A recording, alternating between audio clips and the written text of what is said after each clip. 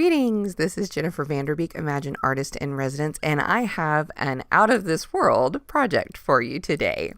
So our theme was gray, and I had a completely different idea for type of project I was going to do until I made a note in my planner that just said grays, and suddenly I thought aliens, and I couldn't get it out of my head. So I'm creating a background with a combination of Memento ink, fireworks spray, Delicata, and all-purpose ink, all in various shades of gray and silver, and smooshing it onto some watercolor paper and allowing that to dry. I always do too, because sometimes I find that I like the second pass better than I liked the first. And if I mess up, which you'll see later on, I do in a big way, then I can salvage what I've been working on.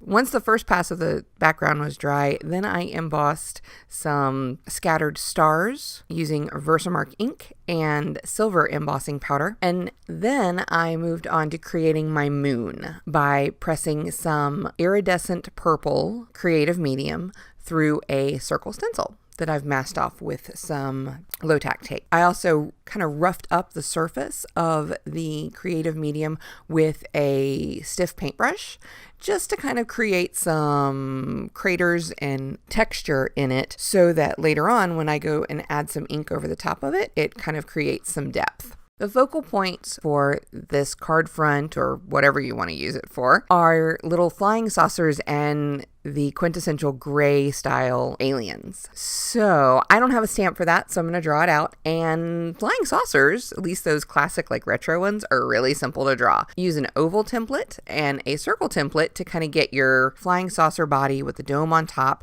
and then start just kind of sketching in your details.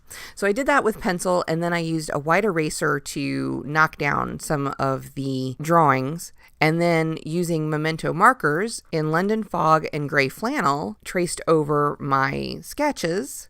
I'm also going to use those same markers and Memento dewdrops, Acrylic Block as a palette, thinned with some Ink Potion number 9 as the ink to paint my little spaceship drawings and aliens. I wanted to add a little bit of color, something other than just gray. So I pulled out my New Sprout Memento ink and marker, and I'm using those to add some highlights because I thought, the instrument panel inside of a spaceship is going to give off a glow, and green's a good option for this. So we've added some highlights to the aliens, and if you're wondering how to apply those in what spaces, I kid you not, go watch a makeup contouring video. It's great stuff for learning how to shade faces. I wanted some larger spaceships for our big alien heads to be kind of bobbleheading off of.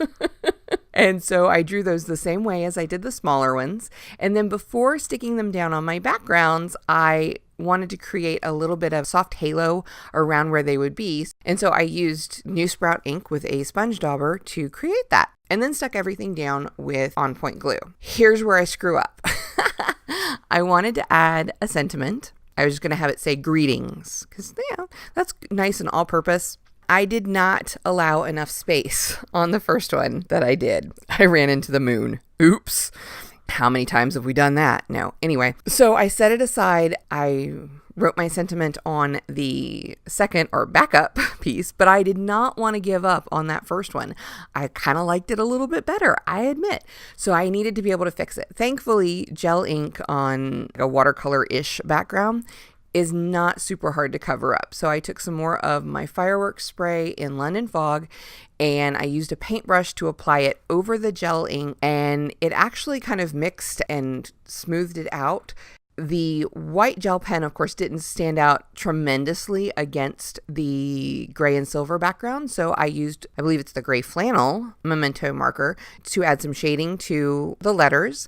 And then I also went back in and drew in the landing gear on the spaceships and added some white gel pen highlights to the aliens and the lights and all that stuff just to finish off the figures properly.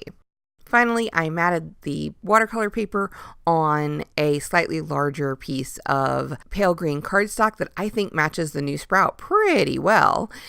And that's that. These little aliens are ready to brighten someone's day. I know I get tickled every time I look at them.